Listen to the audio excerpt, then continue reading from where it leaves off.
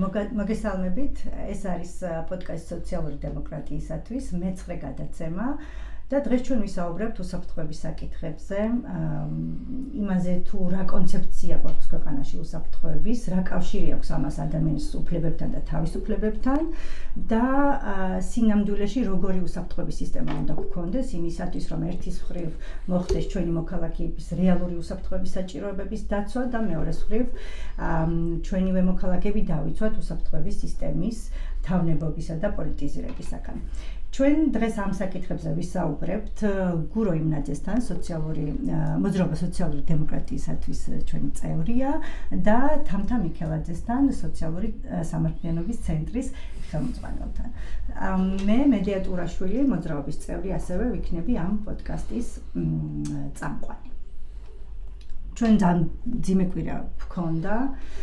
კვირა დაიწყო იმით, რომ ძალიან გამორჩეული სამოქალაქო ორგანიზაციები, მათ შორის სოციალური სამართლიანობის ცენტრის ანგარიშების დაყადაღება მოხდა, შემდეგ გაგრძელდა პროტესტის მონაწილეთა სამანგარითო დასჯით სასამართლოს მიერ, ასევე ვითვლით რუსთაველზე მასშტაბური აქციები და ჩვენ ვცხოვრობთ ესეთი ყოველდღიურ უკაცრავად მასშტაბური დაკავებები რუსთაველზე 4 შაბათს და ეს მუდმივად კრიზისის და განგაშის რეჟიმია ჩართული ქვეყანაში, რომელსაც ქართული ოცნება ქმნის იმისათვის, რომ სინამდვილეში გააქროს თავისუფალი სივრცეები ამ ქვეყანაში, თავისუფალი აზრის მქონე ადამიანები და ამახინჯოს სიმართლე და ფაქტები.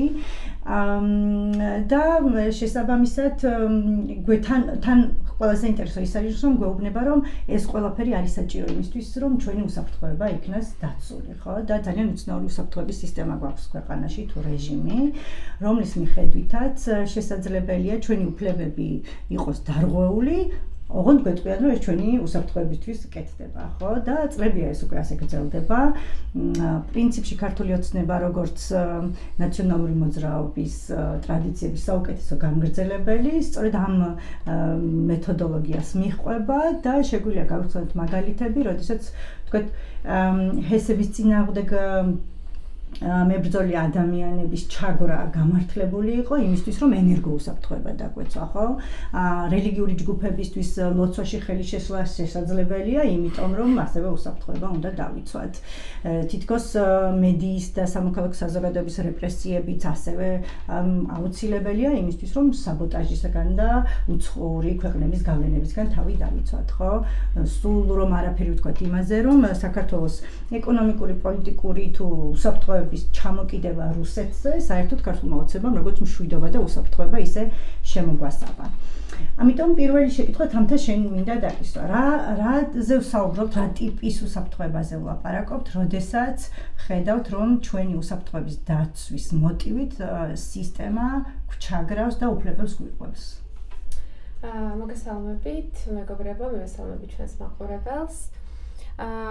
ეს ნამდვილად ძალიან დიდი საკითხია, ისტორიულიც, კონცეპტუალურიც, იმ გაგებით, რომ უსაფრთხოებასა და თავისუფლებას დემოკრატიას შორის დაძაბულობა სხვა კონტექსტებში ყოველთვის ხდება, თუმცა ალბათ საქართველოში და უფრო ფართედ პოსტსაბჭოთა კონტექსტში უსაფრთხოების პოლიტიკას თავისი ძალიან სპეციფიკური გამოცდილებები აქვს. ჩვენ შეგვიძლია ვთქვათ, რომ უსაფრთხოების სისტემის რეალური დემოკრატიზაცია საქართველოს დამოუკიდებლობის შემდეგ, ხო, მაშინ როდესაც არაერთი ინსტიტუტის დემოკრატიზაციის ხშირად მოჩვენებითი ზედაპირული დემოკრატიზაციის მაგალითები მივიღეთ და რაღაცა ტიპის რეფორმის, ხო, მნიშვნელოვანი ტალღებიც გავიარეთ. უსაფრთხოების სამსახური იყო აი ეს შავ ყუთში არსებული ძალაუფლება, ხო, რაღაცა ტიპის ესეთი ჯიუტი სტრუქტურა, ხელი ძალაუფლების, ხო, რომელსაც დემოკრატიზაციის ეს ტალღა და ნებაც კი არ ეხებოდა. ხო, ამიტომაც ეს საბჭოთა მემკვიდრეობა ძალიან ძლიერია და შემორჩენილი ამ ინსტიტუტში და მე მგონია, რომ ხშირად თავად უსაფრთხოების დისკურსიც ამ სისტემაში გაგებულია ძალიან საბჭოთა ან პოსტსაბჭოთა მიდგომებით და პირველ რიგში ალბათ უნდა ითქვას ის, რომ როცა უსაფრთხოებაზე ვსაუბრობთ, სწორედ ამ გადმოსახედიდან, ხო დღეს უკვე თანამედროვე პოლიტიკის მეცნიერებები უსაფრთხოებას აღარ ხედავს როგორც მხოლოდ სახელმწიფოს უსაფრთხოება, სახელმწიფო ინსტიტუტების ნორმალური ფუნქციონირებისა და სტაბილურობის საკითხს, არამედ ეს ზემოდან ქვემოთ სახელმწიფო ცენტრისტული უსაფრთხოების მოდელიდან უსაფრთხოება დანახულია ქვემოდან უფრო დემოკრატიულად და ადამიანზე ორიენტირებულად, ხო? შესაბამისად, დღეს უსაფრთხოების საკითხი შეეხება ძალიან ბევრ თემას, ეს არის ადამიანის უფლებების დაცვა, გარემოს უსაფრთხოება, ენერგეტიკული უსაფრთხოება, კვების უსაფრთხოება, ხო, და ასე შემდეგ, ინფორმაციული უსაფრთხოება და ასე შემდეგ. ამიტომაც თუ ჩვენთან თავი პრობლემა ის არის, რომ უსაფრთხოება დანახულია ზემოდან, როგორც სახელმწიფო ინსტიტუტების უსაფრთხოება, თუმცა ჩვენარ პოლიტიკურ სისტემაში, სადაც სახელმწიფო ინსტიტუტები ხო ყველა პერიოდში პრინციპში იყო მიტაცებული მმართველი ელიტების მიერ და პოლიტიკური ძალაუფლება გამოიყენებოდა ან ხო იმისთვის, რომ გატარებული იყო ის რეფორმები, რომელსაც მმართველი ელიტა მიიჩნევდა სწორედ და ისეთი წესრიგი დამყარებული იყო ქვეყანაში, რომელსაც მმართველი ელიტა მიიჩნევდა სწორედ, ან გამოყენებული იყო იმისთვის, რომ შეუზღუდავი ძალაუფლება ქონოდათ ელიტებს და მიესაკუთრებინათ ეკონომიკური და ბუნებრივი რესურსებიც, ხო, იმიტომ რომ ავტორიტარიზმი მარტო მოქალაქეების ტანჯვა, წნეხი და ინსტიტუციური ძალაუფლების კონსოლიდაცია არ არის, ხო, ეს არის სინამდვილეში მიტაცება რესურსების განსაკუთრებულად პოსტსაბჭოთა პოლიტიკურ სისტემებში, სადაც რესურსებს და ძალაუფლებას შორის, საკუთრებასა და ძალაუფლებას შორის ურთიერთგარეჯაჭვულობა ყოველთვის არსებობდა, მათ შორის აი ამ ახალი სახელმწიფოების დაფუძნების და დაბადების პირველივე ისტორიაში. და ამიტომ ჩვენ ვხედავთ, რომ პოსტსაბჭოთა პოლიტიკურ სისტემებში, ხო, სადაც პრინციპში კონსოლიდირებული დემოკრატია ვერ შედგა ძალიან ბევრ ქვეყანაში, ხო, და აქ მუდმივად ჰიბრიდული დემოკრატიიდან ჰიბრიდულ ავტორიტარიზმზე მონაცვლეობა და მუდმივი ციკლებია დემოკრატიზაციიდან ავტოკრატიზაციამდე. უსაფრთხოების სამსახური ყოველთვის ასრულებდა ძალიან მნიშვნელოვან როლს მმართველი ელიტების ინტერესების გატარებისთვის, მათი სტაბილურობისთვის და რაც ყველაზე მნიშვნელოვანია, მოქალაქეების მიკროსკოპული კონტროლისთვის. ხო, ეს არის ინსტიტუტი, რომლის საქმიანობა ძირითადად არის დახურული, უხილავი და შეიძლება ითქვას, რომ ის ძალიან კარგად ახერხებს ადგილზე, სწორედ აი ამ საკუთარი უხილავი საცაცებით მოქალაქეების კონტროლს. იმიტომ რომ საბჭოთა პერიოდშიც, რომელიც იყო ხო რაღაც ჯერ ტოტალიტარული, მერე ესეთი ავტორიტარული ჰეგემონური სისტემა, რომელიც კონკრეტულ იდეოლოგიას ატარებდა და ყველა ვინც ამ იდეოლოგიას ხო სხვადასხვა საზოგადოებრივ სფეროში გადაუხვევდა, ანუ ხო ეს იყო სისტემა, რომელიც იდეოლოგიით იყო გაჯერებული ცხოვრების ყველა სფერო, ხო? და ამიტომაც იდეოლოგიური კონტროლი მოქალაქეების, რაც ძალიან ნატიფ კონტროლს გულისხმობდა მათი სიტყვის, ყოველდღიურობის ჩაცმის, ქცევის, შრომის და ასე შემდეგ. ხო, აი ეს რაც რეალურად მიკროსკოპულ კონტროლს გულისხმობს ადამიანების, ეს შენარჩუნდა როგორც ინსტინქტი.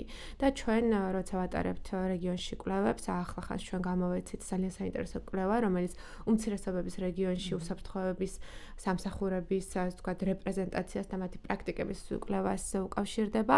სწორედ აი ეს მიკროსკოპულობა ჩანს, ხო, რამდენად ღრმად, ნატიფად არიან შესულები ადგილობრივ ქსოვილში, ადამიანების ყოველდღიურობაში და როგორ ახერხებენ სწორედ მათი პირადი ცხოვრების, ხო, რაღაცა პირადი მოვლენების გამოყენებას ადამიანების კონტროლისთვის, დაშლისთვის, დასაჩუქრებისთვის თუ მათი დახარისხებისთვის, ხო, იმიტომ რომ არსებობენ კარგი მისაღები მოქალაქეები და მიუღებელი მოქალაქეები და ეს პროფაილები, რომელიც ადამიანებზე იქმნება ამ სამსახურის მიერ, პრაქტიკულად ეს მოქალაქეების კლასიფიცირების და დახარისხების ინსტიტუტია.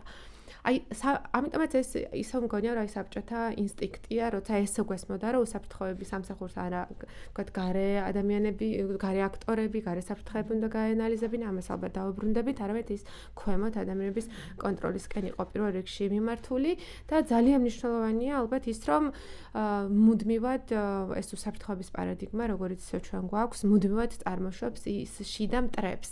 ხო, იმიტომ რომ განსაკუთრებულად საქართველოს, რომელიც პერიფერიული ქვეყანა და სუსტი უსაფრთხოების უსაფრთხოების სამსახური ყავს, ხო? და განსაკუთრებულად ახლა ის გარე მტრებთან და საფრთხებთან დაკავშირებით ძალიან დისფუნქციურია. ჩვენ ვხედავთ, რომ მთელი ეს ენერგია და ინფრასტრუქტურა, ხო, გამოიყენება შიგნით მტრების იდენტიფიცირებისთვის, მათ ამ ბრძოლისთვის. კლასიკურად ეს შიდა მტრები, შიდა სხვები, ხო, არიან სხვადასხვა ტიპის უმცირესობები, ხო, ჩვენ ამაზე ბევრს მუშაობთ, ეს არიან არადომინანტური რელიგიური ეთნიკური ჯგუფები, რომელიც წამყვან, ასე ვთქვათ, დომინანტურ პოლიტიკურ დისკურსშიც დანახულები არიან, როგორც სტუმრები, დიასპორა, სხვები, საფრთხეები, მტრები, ხო, ეს მიემართება სხვა მუსლიმურ ჯგუფებს, ეთნიკურ ჯგუფებს, სასაზღვრო რეგიონებში მცხოვრებ ჯგუფებს. ხო, ესენი არიან ესეთი კლასიკურად მიჩნეული, ასე ვთქვათ, მტრები და ჩვენ ვხედავთ, რომ იქ განსაკუთრებულად ახლა, როცა ეს ავტორიტარული საცეცები თბილისის ცენტრალურ უბნებში შემოდის და ოჯახებში აღწევს, ხო? როცა ამ საკითხზე ველაპარაკებით ეთნიკურ უმცირესობებზე, პერიფერიაზე მცხოვრებ ადამიანებს, ისინი ამბობენ, რომ ჩვენთვის ეს რეალობა ყოველთვის იყო. ანუ ის, რასაც დღეს თქვენ უჩივი ხართ, ხო, ვთქვათ, შეკრების სირთულეს, პროტესტის სირთულეს, სიტყვის სირთულეს, ოჯახებში განხეთქილების შემოტანას, ხო, რაღაც ხმებს, რომ ჯობია ესე მოიქცე მუქარებს და რასაც თქვენ უჩივით, ეს იყო ჩვენი რეალობა ყოველთვის. ამიტომაც აი ეს ჩვენ ის რომ ჩვენ ყურადღება არ გქონდა მაშინ როცა ქართულ მუსლიმებს მინარეთებს უჭრიდნენ მეჩეთებიდან, ლოცვის უფლებას არ აძლევდნენ და ასე შემდეგ და ამას ძალიან ხშირად პოლიცია აკეთებდა, ხო? როცა ჩვენ საბოტაჟის ქვეშ კოვიდის დროს აზერბაიჯანელების მიერ სიგნალის აქცია, რაც გულისხმობდა 8 საათზე უბრალოდ მანქანების დასიგნალებას, საბოტაჟის ქვეშ დაიწყო გამოძიება და რელიგიური ლიდერების უშში დაიბარეს გამოკითხვაზე, ხო, ჩვენ მაშინ ყურადღება არ მივაქცეთ ამას. დღეს თუმცა რა თქმა უნდა სუსი ყოველთვის ქმნიდა პოლიტიკურ მტრებს, ხო, თქვათ ნაცმოძრაობა, გარკვეული მედიები, გარკვეული პოლიტიკური აქტივისტები ყოველთვის იყვნენ მტრები, მაგრამ ახლა ეს შრე გაფართოვდა და ჩვენ ვხედავთ, რომ პრინციპში ყველა ვინც რეჟიმს არ ეთანხმება, არის მტერი.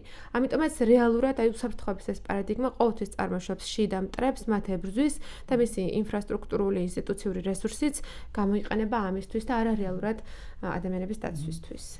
დიდი მადლობა თამთა.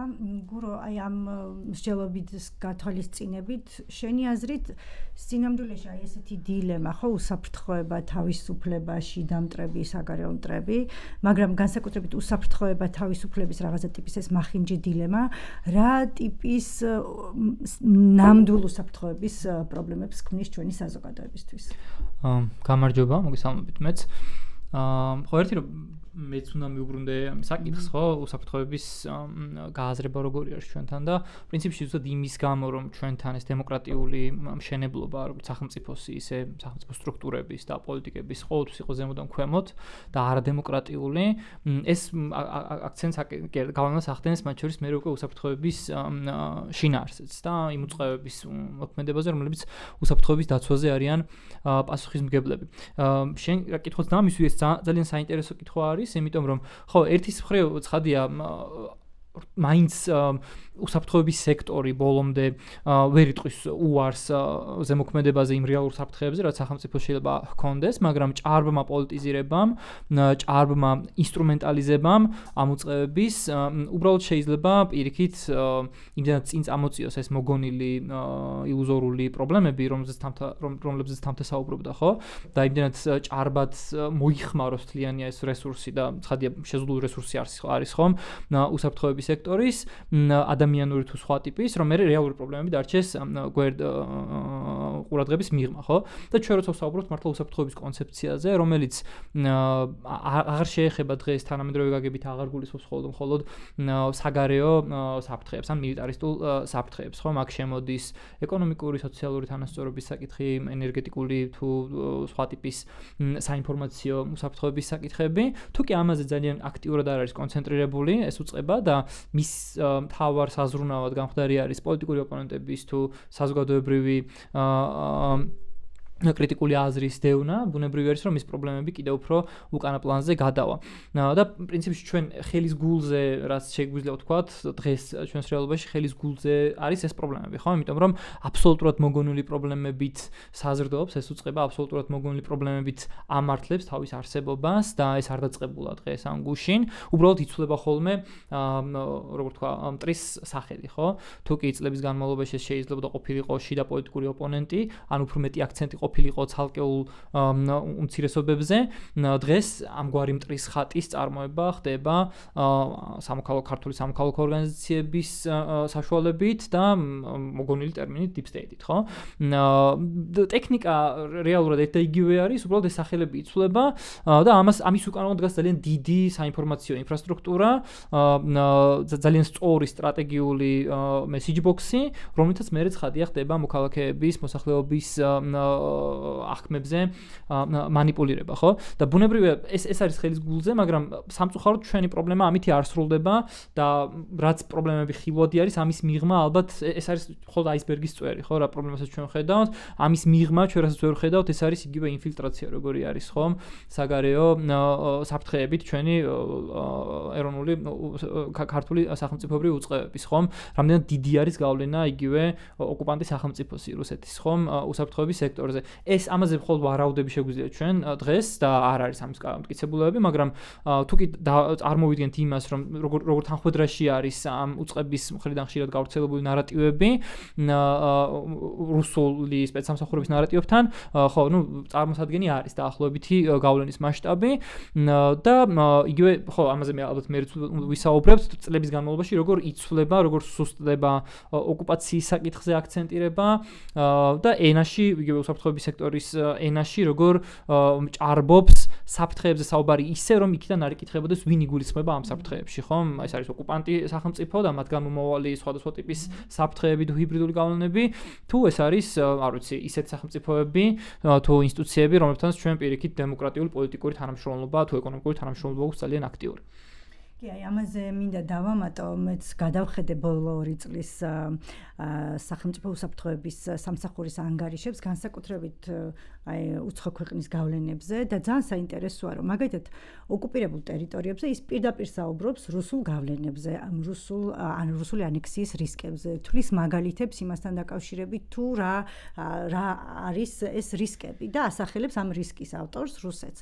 მაგრამ როდესაც უკვე არაოკუპირებულ საქართველოზე მიდგება საქმე, იქ სრულად ბუნდოვანი ხდება საერთოდ რუსეთიდან რამე რისკებს და სახელდებასაც არ აკეთებს უსაფრთხოების სამსახური უკვე ბოლო 2 ანგარიში რაც მე ვნახე ყოველ შემთხვევაში თუ ვინ არის კონკრეტულად ამ უსაფრთხოების რისკის მატარებელი ქვეყანა საქართველოსთვის, ხო? და რაც ძალიან საინტერესოა, უამრავი ანუ ჩვენ შეგვიძლია ვთქვათ, რომ დღეს საქართველო არის შიშველი და განიარაღებული რუსეთიდან წამოსული უსაფრთხოების წინაშე გვაქვს უამრავი ისე შემაშფოთებელი მაგალითი, შეგვიძლია გავიხსენოთ თქვათ კადიროვის დაჯგუფების თუ კადიროვის გარემოცვა როგორ გამოსეირნდა საქართველოში და ზღვისპირეთი მოიარა და მშვენივრად დრო გაატარეს, ხო? შეგვიძლია გავიხსენოთ მაგალითები, როდესაც ქართული სამხედროების პირადი მონაცემები აღმოჩნდა რუსეთის თავდაცვის სამინისტროს თუ სამხედროების ხელში, რომელიც ეს მონაცემი წესით თავდაცვის სამინისტროს არქივში უნდა ინახებოდეს,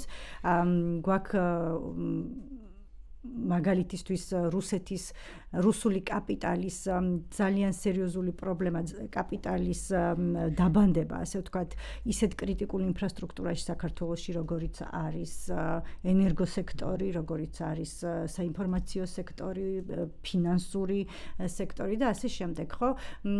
სამწუხაროდ ამაზე ასე პირდაპირ სახელმწიფო უსაფრთხოების სამსახურები არ საუბრობენ. ასევე უნდა ვთქვათ, რუსული პროპაგანდა და როგორ ვრცელდება, ეს ძალიან მარტივად ვრცელდება რუსული პროპაგანდა საქართველოში სხვადასხვა პოლიტიკური და არაპოლიტიკური ჯგუფების მიერ. ეხლა უკვე ძალიან ტრენდულიც კი გახდა პრორუსული პოლიტიკური ჯგუფების გამოჩენა საქართველოში, ღიად პრორუსული, მარჯვენა ფლანგზე, რომლებიც თავიანთ თავს მემარჯვენებად მოიხსენიებენ, თუ მარცხენა ფლანგზე, გუშინ წინ იყო მაგალითად ერთი ახალი პოლიტიკური მემარცხენე ალიანსის პრეზენტაცია, რომელმაც პირველი რაც გააკეთა იყო ანტიდასავლური რიტორიკის შემოტანა და რომ თურმე საქართველოსთვის სულაც არ არის მნიშვნელოვანი ევროინტეგრაცია და რა თქმა უნდა ეს ამ ჯგუფების რიტორიკა უკვე პირდაპირ თავხედრაშია იმ რიტორიკასთან, რომელსაც პროსახელისუფლებო არხები ავრცელებენ, ხო, ანტიდასავლურ და პრორუსულ რიტორიკასთან, მაგრამ ამაზე რა თქმა უნდა სახელმწიფო უსაფრთხოების სამსახური არ საუბრობს. ანუ საინტერესო სწორედ ეგ არის, რომ აქამდე თუ ის მიიჩნევდა, რომ ქონდა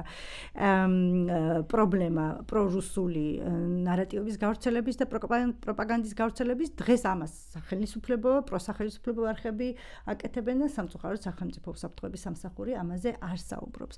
და ასევე უნდა გავიხსენოთ ალბათ ის თუ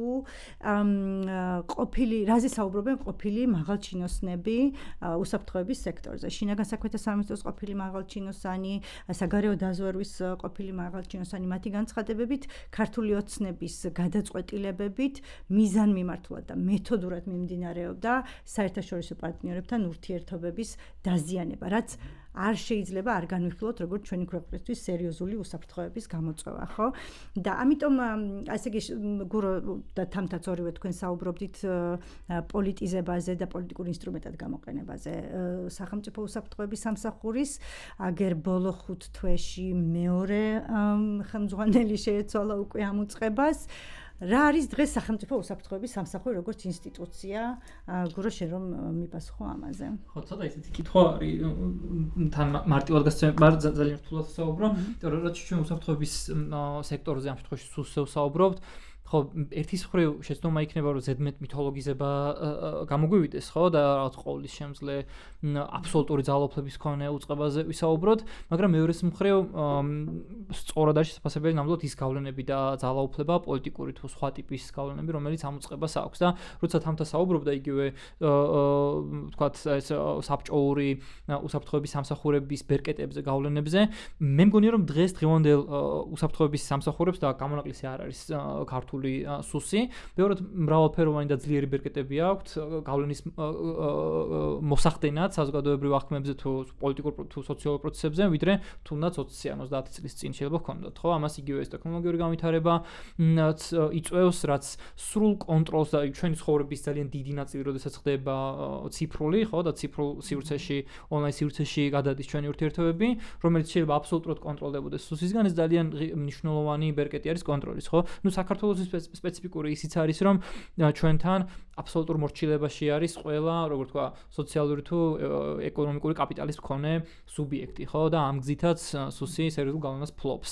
ამას ემატება ეკლესიაზე კონტროლი, რომელიც პრინციპში შეიძლება ყოველთვის რაღაც ფორმებით არსებობდა, ამ ცდილობები იყო პოლიტიკური ელიტისგან ეკლესიაზე კონტროლის, მაგრამ ალბათ ხო, დღეს ეს განსაკუთრებით ჭარბი არის ეს კონტროლი და იმის გათვალისწინებით თუ რამდენად მაღალი არის ეკლესიის მიმართ ქართული საზოგადოების ნდობა, ხო, თუ კი ეკლესიაზე ახდენს კონტროლს სახელმწიფო უსაფრთხოების სამსახური, გამოდის რომ ეს ირიბად საქართველოს მოსახლეობის ძალიან დიდ ნაწილზე ჭარბი კონტროლის ინსტრუმენტიც არის, ხო?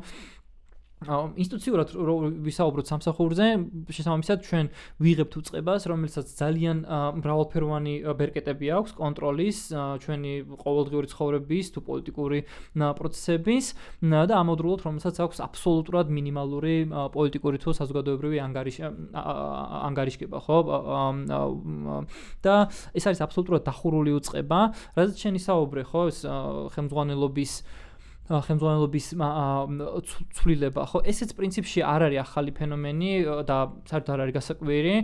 უბრალოდ თავარი ლოგიკა ის არის, რომ ნებისმიერი ახალი სუბიექტი ამ უწყებაში ინიშნება მხოლოდ პოლიტიკური მიზანშეწონილობით და ეს პოლიტიკური მიზანშეწონილობა სხვადასხვა დროს განსხვავებული შეიძლება იყოს, თუ კი რაღაც დროს ხელმძღვანელობა ირჩეოდა იმის მიხედვით, უფრო მეტი ნდობა ჰქონდა ბიძინა ივანიშვილის პერსონალურად ბიძინა ივანიშვილის მიმართ და თუ კი ჩვენ გადავხედავთ ამ სუსის სამსახურის შექმნიდან მოყოლებული დაახლოებით თითქმის 10 წლის მანძილზე, ხო, 2015 წლიდან მოყოლებული, სუსის ხელმძღვანელობა ყოველთვის იყო ის ხელმძღვანელი დირექტორი იყო ყოველთვის ის პირი, ვინც განსაკუთრებული ნდობით სარგებლობდა ბიძინა ივანიშვილის მიმართ, ხო, შეიძლება ამ ადამიანს გარკვეული შეხება ჰქონდა უსაფრთხოების საკითხებთან, მაგრამ შეიძლება ასეც საერთოდ არც ყოფილიყო და აბსოლუტურად ამ სისტემასთან შემხელობაში არ ყოფი პირი დანიშნულიყო, უბრალოდ იმიტომ რომ მას ჰქონდა ივანიშვილის ნდობა, ხო?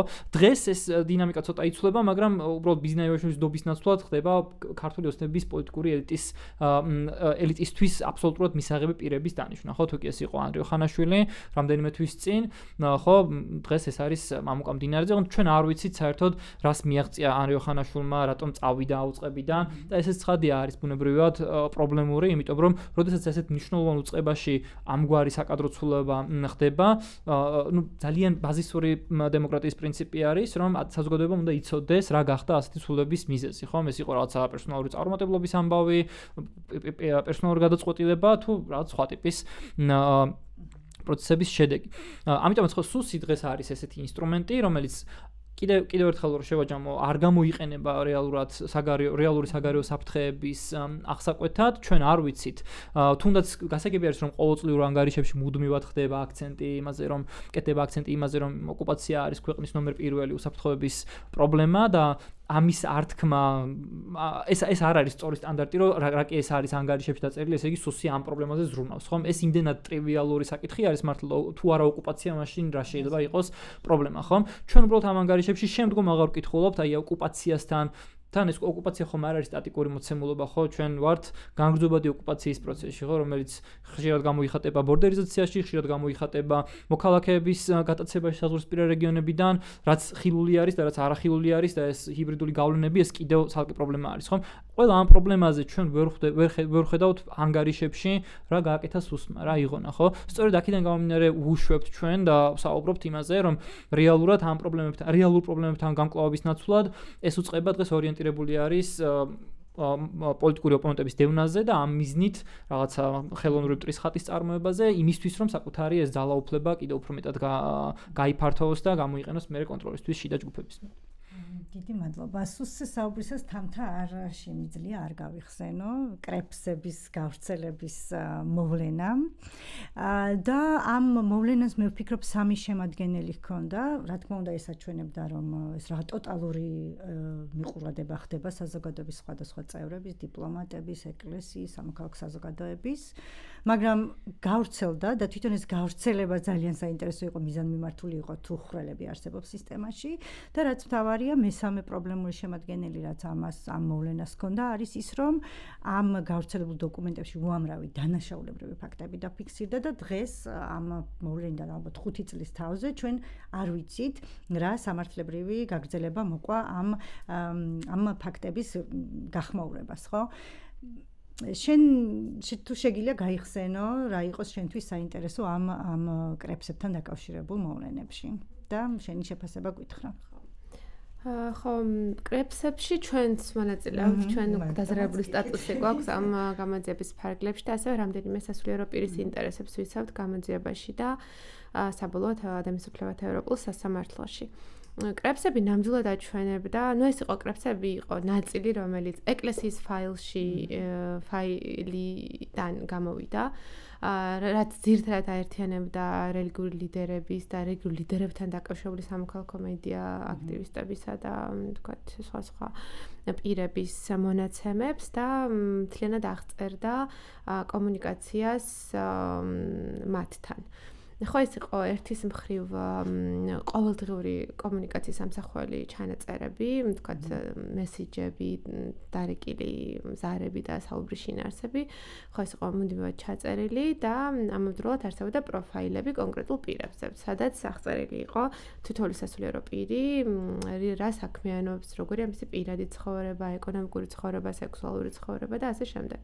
ხო, ანუ ეს კრეფსები, რომელიც იყო 30,000-ზე მეტი ფაილი, ხო, აჩვენებდა ყოველდღიურ რუტინულ შემოწმებას და კონტროლს სასულიერო პირებისა და სხვა პირების კომუნიკაციის და აი ამ სწორედ იმ დახარისხებას და კლასიფიკაციას, რაზეც თავში ვისაუბრე, ხო, როცა კონკრეტულ შეფასებებს აკეთებს სუსი, როგორი ადამიანია ეს მისი აზრით, რაც საბოლოოდ რაღაც ფაქტორებზე ახდენს გავლენას. გახსოვს ასევე სკოლის დირექტორების სკოლის დირექტორების შერჩევის დროსაც გამოვლინდა და შემდგომში ეს ხო გამოჩნდა, რომ მათი შერჩევაც ასე ხდებოდა. პრინციპში ჩვენ შეგვიძლია ვთქვათ, რომ კრეფსები აჩვენებს სწორედ იმ შეცვლილ დინამიკას, რომელიც ეკლესიასა და პოლიტიკურ ხელისუფლებას შორის ურთიერთობაში ჩანს.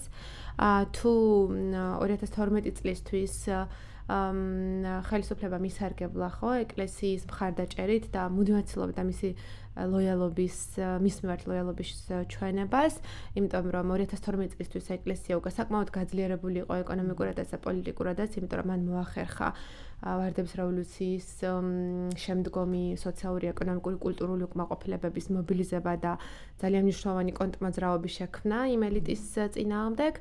ხო, ეკლესია, ცალკეული კლერიკალური წრეები იყო ქართული ოცნებისთვის მნიშვნელოვანი მოკავშირე არჩევნების მოსაგებად და პირველ დღეებში ეს რაცა ქორწინებასაც კი გავდა მათ შორის, ხო, თუმცა მოგვიანებით ჩვენ ხედავთ ქართული ოცნება როგორც ცდილობს უკვე მისთვის მისთვის პრობლემად დანახული საპატრიარქოს დასუსტებას, ხო, მისთვის პრობლემა ივანიშვილისთვის პრინციპში ყველა პრობლემა ვინც შეიძლება იყოს ძლიერი, ხო, იმიტომ რომ არავინ არ უნდა იყოს მისი საპირწონე.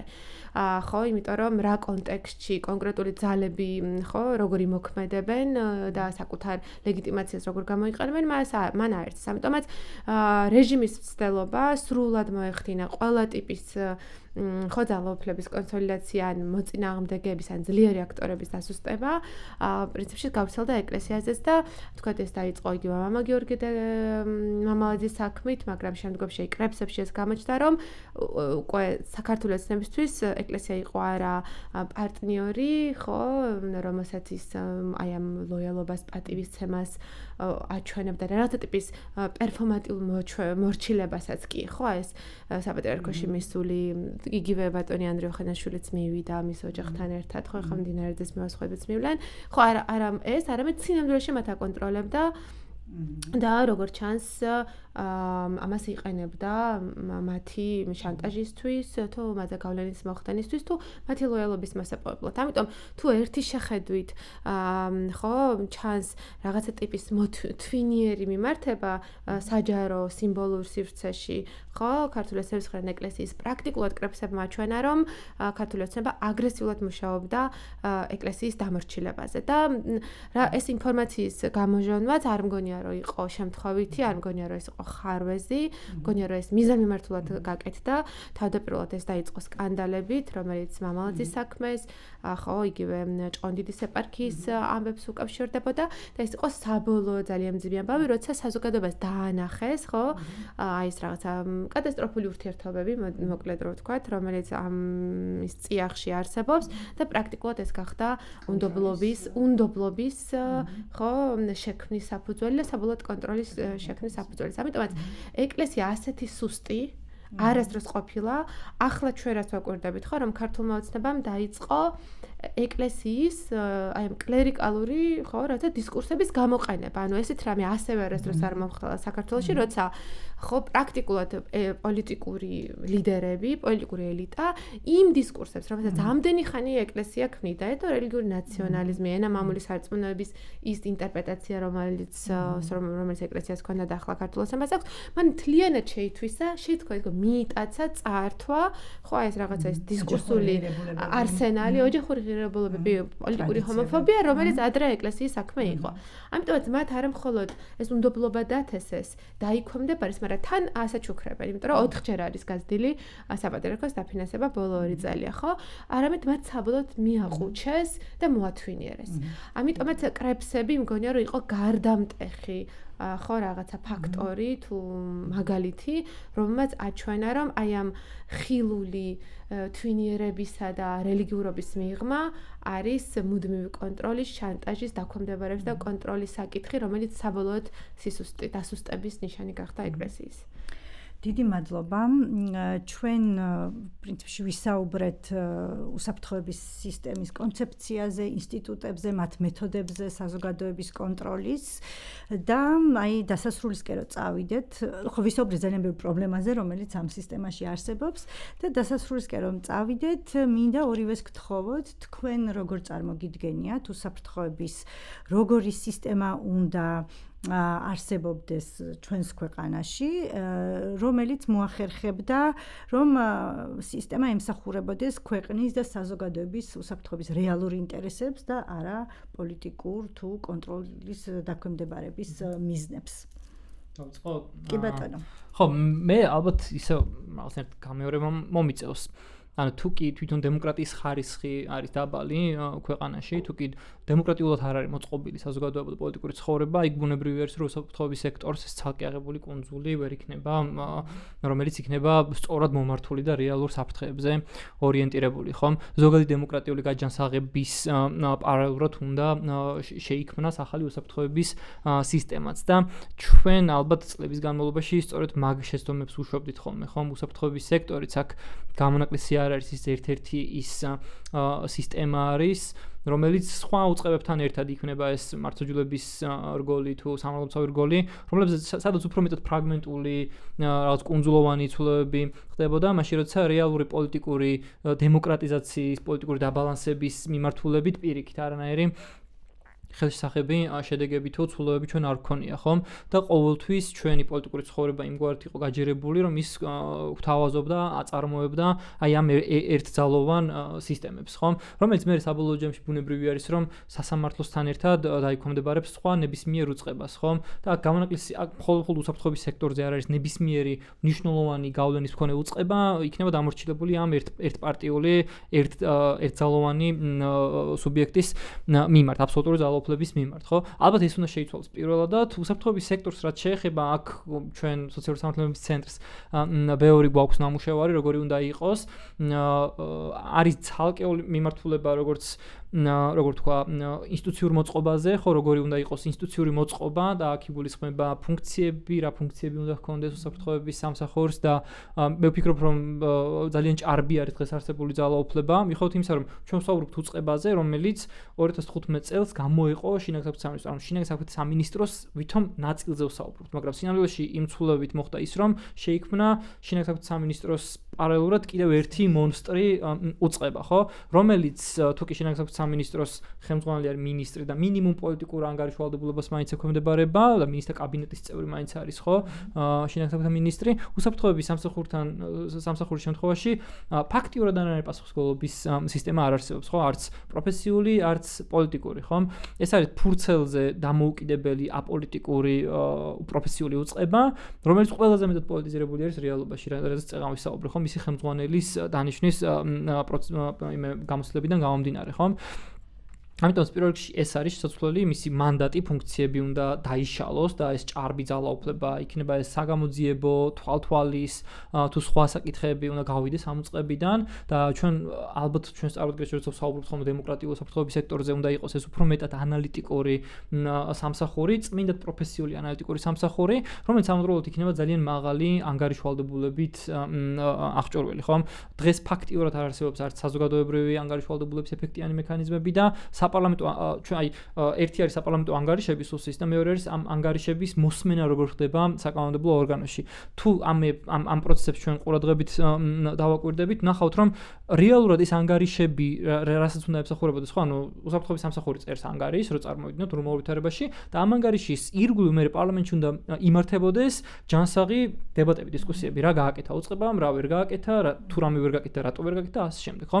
ამის აბსოლუტურად საპირისპირო სურათს ხედავთ ხოლმე პარლამენტში, ანუ მართველი გუნდი, ქართული ოცნება, რომელიც ყველა კომიტეტის თუ ყველა საპარლამენტო ინსტრუმენტის საქმიანობაზე არსებით გავლენას ფლობს, ყველაფერს აკეთებს იმისთვის, რომ ეს ანგარიშები მაქსიმალურად დახურულ ფორმატებში გაიმართოს, მაქსიმალურად ცოტა შეკითხვების პირობებში, იმისთვის რომ შეძლებს დაგვარად ნაკლებ კრიტიკულ კითხვაზე მოუწიოს სუსის ხელმძღვანელობას პასუხების გაცემა, ხო? ანუ ის ანგარიშვალდებულების მექანიზმებიც კი რაც არსებობს ჩვენი საპარლამენტო კანონმდებლობით, პარლამენტის რეგლამენტით, ის ანგარიშვალდებულების მექანიზმებიც კი არ მუშაობს რეალურად პრაქტიკაში და ჩვენ ვიღებთ აბსოლუტურად დახურულ უწყებას. ამიტომაც ესეც არსებითად შესაძლებელი არის, ხო?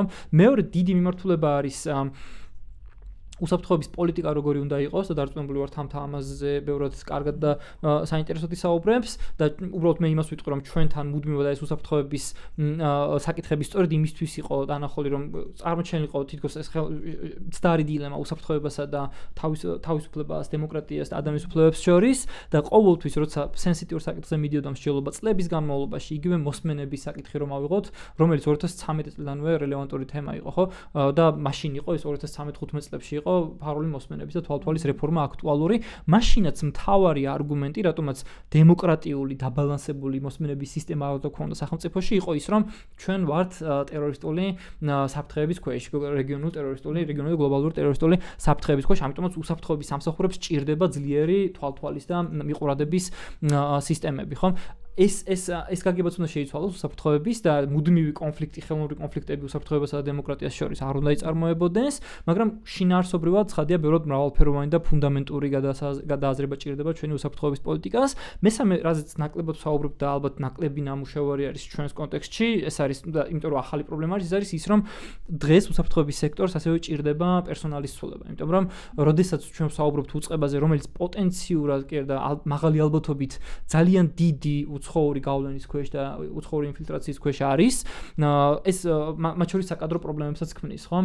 ვინ არიან დღევანდელი ხელმძღვანელობა, რა დონეზე არის ჩასული პერსონალში ეს გავლენები, ვისი ნდობა შეიძლება მოკლედ და ვისი არა, ხო? და ეს ფილტრი როგორი უნდა იყოს უსაფრთხოების სამსახურების პერსონალის, ამაზე ალბათ ძალიან მნიშვნელოვანი სამუშაო იქნება გასტარებელი, როცა პოლიტიკური საზოგადოება გაჩნდება ამის.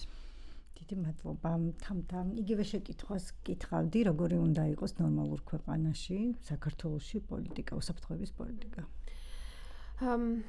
იცით, მე მგონია, რომ ხო აი ესეთი აგრესიული ავტოკრატიზაციის ფონზე, რომელსაც ახლა გავდივართ, ხო, როცა ინსტიტუციური ძალაუფლების სრული მობილიზება ხდება, დემოკრატიული ინფრასტრუქტურის სრული განადგურება, ხო, და დღეს ჩვენ ხედავთ, როგორ ნადგურდება იგივე სამოქალაქო საზოგადოება, როგორ სუსტდება მედია, როგორ ნადგურდება პოლიტიკური ოპოზიცია, იმიტომ რომ მთელი მოასწავლებს მთელი რიგი ნაბიჯები, ხო, იგივე წულუკენის საგამოძიებო კომისიის დასკვნები და ასე შემდეგ ცვლილებები პოლიტიკური გაერთიანების შესახებ კანონში, რომ მაღალი ალბათობით შეიძლება პარტიების ინსტიტუციური განადგურების საფრთხეც კი დადგეს საქართველოში. პრინციპში ეს ყველაფერი აჩვენებს უპრეცედენტო ავტოკრატიზაცია სამ ქვეყანაში, ხო, რა თქმა უნდა ჩვენ გქონია ავტორიტარიზმების გამოცდილება, თუმცა ასეთი ინსტიტუციური მოშლა და სამართლებრივი სისტემების მოშლა, რასაც ქართული ოცნება აკეთებს, ხო, პრინციპში არასდროს არ გაგვივლია. ამიტომაც ამ აგრესიულ ავტოკრატიზაციას აუცილებლად უნდა მოყვეს და უკვე უნდა დაიწყოს ფიქრი რედემოკრატიზაციაზე და შემდგომში აი ეს გარდამავალი პერიოდი, ხო, რომ დაუბრუნდეთ იმ ტრაექტორიას, როგორ უნდა გავიაროთ და როგორ უნდა შეფასდეს, რა სახელი უნდა დაერქვას და მათ შორის, როცა იგივე ძალიან პერსონალურ დონეზე ვლაპარაკობთ, ხო, ცალკეული ჩინოვნიკების და ასე შემდეგ, მათთან ურთიერთობა როგორი უნდა იყოს, ხო, იმიტომ რომ გახსოვთ ალბათ 12 წელს ძალიან ბევრი საუბარი იყო აი ამ საჯარო მოხელეების, ვინც მიშა სააკაშვილის პერიოდში ხო რაღაც მძიმე დანაშაულებებში ან პრაქტიკებში შეიძლება და ყოფილიყვნენ ჩართული, მათთვის რა უნდა გვექნა და მაშინ თქვით რომ ჯობია რომ არ შევეხოთ, ხო, იმიტომ რომ რაც ეს სტაბილურობა, ინსტიტუციური სტაბილურობა შევინარჩუნოთ. ძალიან ბევრი ძალიან წარმატებით პორტირდა ქართულ ოცნებაში და გააგრძელა ის ძველებური მუშაობა, როგორც რა მეთოდებითაც მანამდე მუშაობდა. ზუსტად ეს გამოცდილება უნდა გვაფიქრებინოს იმაზე, რომ რაზეც გურამაცი საუბრა ბოლოს საკითხი იყო და ხა მე მაგას შევეხე, მაგრამ ეს მათ შორის იმის ნაწილია, რომ ეს ხალხი აღარ უნდა დარჩნეს სისტემაში, იმიტომ რომ ისინი რაღაცა ტიპის ავტოიმუნურ პრობლემებს ქმნიან, მე ანუ სისტემაში იქნება რაღაცა არაფორმალური კლანები, რაც სასამართლოში ხდება, ან რაღაცა ტიპის პრაქტიკები, ხო, რომელთანაც უბრალოდ ვერ თავისუფლდება სისტემა და ეს ძველი ინერცია, ეს წარსულის ინერციები გრძელდება. ამიტომაც აი ეს გარდამავალი პერიოდი, ხო, რაც გარდამავალ მართლმსაჯულების ელემენტებსაც უნდა მოიცავდეს და დემოკრატიისთვის საჭირო რეფორმებსაც უნდა იყოს აი წარსულის გააზრებაზე დაფუძნებული და ეს ესეც არის ამის ნაწილი, ხო? ცხადია ჩვენ არ ვითხოვთ რა ხა ყველა უნდა დაისაჯოს და ასე შემდეგ, ხო, მაგრამ აუცილებლად უნდა მოხდეს ცვლილება, იმიტომ რომ სხვანაირად ჩვენ ინერციულად მივიღებთ ისევ აი ესეთ მონსტრებს, იმიტომ რომ ეს პრაქტიკები, მართვის ის პრაქტიკები, ის ცნობიერება, დისკურსები, რაც ამ ადამიანებს აქვს, აუცილებლად ავტომატურად წარმოშობს მე აი ამ სიმახინჯეებს. ხო, ეხლა თუ ამბობთ რედემოკრატიზაციაზე და ამის ნაწილია უსაფრთხოების სამსახურის ხო რეფორმირებაც, მე მგონია რომ ჩვენ არ უნდა დავუშვათ ასევე კიდევ ერთი დიდი შეცდომა, ხო, რაც უკავშირდება დემოკრატიზაციის ისეთ პროექტს, რომელიც ინტერესდება მხოლოდ ფორმალური პოლიტიკის საკითხებით. მაგალითად, ის დაინტერესდება სასამართლოს რეფორმით, ინსტიტუტების რეფორმით, კანონმდებლობის რეფორმით და აგარ ჩერდება. იმიტომ რომ ჩვენ ამ ავტოკრატიზაციის აღზევების პირობებში, ხო, ჩვენ ხედავთ, რომ არა მხოლოდ ინსტიტუციებია მიტაცებული, არამედ არსებული რეჟიმი იყენებს მოქალაქეების სხვადასხვა მოწყვლადობებს, სოციალურ და ეკონომიკურ მოწყვლადობებს და სიღარიბებს, ეკონომიკურ უთანასწორობას, ადგილებზე ძალაუფლების არარსებობას, ხო, იყენებს კონსერვატიულ სენტიმენტებს, ომთან და უსაფრთხოებასთან დაკავშირებულ შიშებს. ამიტომაც ახალი დემოკრატიის პროექტმა დემოკრატიის უფრო ყოვლისმომცველი წარმოდგენა უნდა შექმნას, რომელიც პირველ რიგში გულისხმობს მოქალაქის გაძლიერებას, სოციალური, ეკონომიკური, კულტურული თუ სხვა თვალსაზრისით, ხო? ეხლა ამას რატომ ამბობ? სუსი რო ახერხებს მაგალითად დმანიში ადგილობრივი მოსახლეობის კონტროლს. ეს მოქალაქეები რო იყვნენ ეკონომიკურად ძლიერები და 65% სოციალურ დახმარებას არ იღებდეს, ხო? ეს ამ მოქალაქეებს რო ქონდეთ თანაბარი წვდომა განათლებაზე და კულტურაზე, სადაც ის სუსის ვიღაც ის კაცი რომ მივიდა რაღაცას რომ მოსთხოვს და მის საძინებელში და ოჯახში ჩაძვრება და ფინანსებში, რო ეტყვის, რომ იცი რა, ვერ შემოხვალ რა, საერთოდ ჩემი კერძოსაკუთრებაა და გიჩივლებ, ხო? როცა ამას საკმარისი ეკონომიკური და კულტურული ძალაუფლება იქნებათ მოქალაქეებს, ხო? როცა ხო აღარ ვიცი, აღარ იქნება ესეთი აბსურდული სასჯელები და აბსურდული დანაშაულების შემადგენლობები, რომელიც ჩვენ სისხლისამართლის კოდექსშია, რომელიც რა ვიცი, ყველაფრის კრიმინალიზებას აკეთებს, ხო? და ძალიან მაღალ სასჯელებს ითვალისწინებს. ნუ ასე შემდეგ, ხო? ანუ თუ ეს იქნება ყოვლის მომცველი, უსაფრთხოების სამსახურს უბრალოდ აღარ დარჩება შესაძლებლობა ჩვენი მოწყობილობები გამოიყენოს და ჩვენ გვმართოს, ხო? ამიტომაც ძალიან მნიშვნელოვანია დემოკრატიზაცია, ყოვლის მომცველ დემოკრატიზაციაზე საუბარი, რომელიც კომუნალურ და სოციალურ-ეკონომიკურ სფეროსაც მოიცავს და არ შემოიფარგლება მხოლოდ ინსტიტუტებით. მეორე საკითხი ეს არის ჭარბი გეოპოლიტიზაცია პოლიტიკის, ხო? ანუ ჩვენ რა ვხართ, სააკაშვილიც რეალურად ავტორიტარის აშენებდა, იმიტომ რომ რუსეთის საფრთხეები იყო და ყველა რუსეთის მტერი იყო და ყველგან რუსეთს ებრძოდა, სადაც ძალიან მარტივი, ხო, რაღაც შეიძლება სოციალური და ეკონომიკური უკმაყოფილებები არსებობდა, ხო? გასაგებია, რომ რუსეთი ძალიან დიდი ფაქტორია და რუსეთს ძალიან სერიოზულად უნდა იმუშაოს ჩვენმა უსაფრთხოების და ყველა სისტემამ, ხო? იმიტომ რომ ნომერ პირველი საფრთხეა პრაქტიკულად, ხო? მაგრამ მაშინ ეს ჭარბი გეოპოლიტიზაციამ შექმნა ის, რომ უბრალოდ სივრცე აღარ არსებობდა რაღაცა უკმაყოფილების კონფლიქტის თუ წინააღმდეგობის და დღეს ჩვენ პირიქით ხედავთ, ხო, რომ თითქოს ომის თავიდან აცილებისა და სუვერენიტეტის დაცვა, რაც ბიძინეევანიშვილის პირადი ქონებისა და ინტერესების გადარჩენას გულისხმობს, ხო, ისევ გეოპოლიტიზაციის გამო დემოკრატია იწირება. ამიტომაც ხო გურომაც ახსენა ეს საკითხი, რომ ეს პრიორიტეტები უნდა გასწორდეს. ჩვენ უნდა ვთქვათ, რომ გვჭირდება დემოკრატია, სადაც თითოეული ადამიანი ახერხებს საკუთარი სოციალური, კულტურული თუ სხვა ინტერესების დაცვას და მთავარი პრიორიტეტი ამ ქვეყნის უნდა გახდეს დემოკრატია და არა ელიტების მიერ ხშირად პერფორმატიულად დასახულ მტრებთან ბრძოლა, ხო? და ბოლო საკითხი, რა თქმა უნდა, ეს არის, რომ აი ის, ვინც ტრადიციულად უსაფრთხოების სამსახურების სამიზნეა, ხო? აქ ისე უნდა დაუბრუნდეთ, თქვათ, უმცირესობების საკითხს, ხო? ძალიან მნიშვნელოვანია, რომ ჩვენ გავიაზროთ, რომ მხოლოდ ის საზოგადოება სტაბილური და უსაფრთხო, სადაც ადამიანები მეტმეკუთვნებულობას ხედავენ, სადაც ადამიანები დაცლულად გრძნობენ თავს, სადაც მათი კულტურული, რელიგიური უფლებები, იდენტობები აღიარებულია, პატივცემულია და სადაც ისინი მონაწილეობენ, იმიტომ რომ ის სოციალური ჯგუფები, ეთნიკური, რელიგიური, ლინგვისტური ჯგუფები, ხო, რომლებიც გამოთიშულები არიან პოლიტიკიდან, ეკონომიკიდან, ყოველდღიური ურთიერთობებიდან, ის ჯგუფები უფრო შეიძლება მიდრეკილები იყვნენ გარიყულობიდან, გაუცხოებიდან ნაწარმოები, ახალი მიკუთვნებულობების თუ სხვა ჯგუფების, ძალების, სახელმწიფოების მიმართ და ნაკლები ჩართულობა და იდენტობა ქონდეს ამ სახელმწიფოსგან უკიდრე პირიქით. და ის პოლიტიკა, რომელიც ამ სეკურიტიზაციაზე, კონტროლზე, გაჩუმებაზე, დამორჩილებაზე, გაუცხოებაზე ორიენტირებული პირიქით წარმოშობს დისტანციას. ამიტომაც თვითონ სფეროში, არ ვიცი, ხა მე ამ ეს საკითხები ვიცი, ხო? თქვა ჩვენ შეგვიძლია ვილაპარაკოთ იგივე კონფლიქტით დაზარებული მოსახლეობის საკითხი და თქვათ გამყოფი ხაზის სოფლების ჭარბი კონტროლი ასევე, ხო, პოლიციის და სუსის მიერ. აქ რა უნდა იყოს გამოსავალი? აქ პირველ რიგში უნდა იყოს გამოსავალი ამ საზოგადოების სოციალური და ეკონომიკური დაცვა, ინფრასტრუქტურის შეტანა. ხო, სათანადო სოციალური პროგრამები, მიწისა და სხვა რესურსების მიცემა ამ ადამიანებისთვის, რომ ისინი დაცულად გრძნობდნენ იქ თავს და არა ის, რომ პოლიცია აკონტროლებს, ხო, ერთის მხრივ ეს გასაგები, რომ ფიზიკური საფრთხეების კეთება, ამის ნიველირებას მე ვერ გავაკეთებ, მაგრამ მეორე სხვა რომ სხვა იმპლიკაციებიც აქვს, ხო, მოქალაქეების კონტროლის სახით. ამიტომაც თვითმფრინავ სფერო, რაც უსაფრთხოების ჭარბი ინტერვენციისა და აი უსაფრთხოების დანახვის სფერო ხდება, ის ადამიანის უფლებებზე, კეთილდღეობაზე დაფუძნებული პოლიტიკებით უნდა შეიცვალოს შინაარსობრივად. ძალიან დიდი მადლობა, მე მგონი ძალიან საინტერესო მსჯელობა გამოგვივიდა და დასასრულისთვისაც მე მგონი ძალიან კარგად გამოიკვეთა თუ რა არის გასაკეთებელი რეალური უსაფრთხოების დაცვისათვის ამ ქვეყანაში.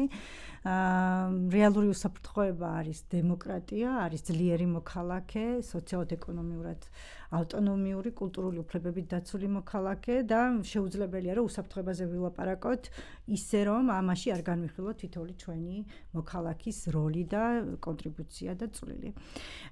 დასასრულისთვის ასევე გვინდა რომ ჩვენი მოძრაობა სოციალური დემოკრატიის სახელით სოლიდარობა გამოვუცხადოთ სოციალური სამართლიანობის ცენტრს და ყველა ორგანიზაციას და მედია საშუალებებს ასევე რომლებიც დღეს რეპრესიების მსხვერპლი არიან, რეპრესიების ობიექტები არიან და ჩვენ როგორც მოძრაობა, ჩვენი მეგობრები, თანამოაზრეები თქვენთან ერთად გავაგრძელებთ ამ ქვეყანაში თავისუფალი სივრცეების და დემოკრატიული პრაქტიკების შენარჩუნებას. ძალიან დიდი მადლობა. შემდეგ პოდკასტ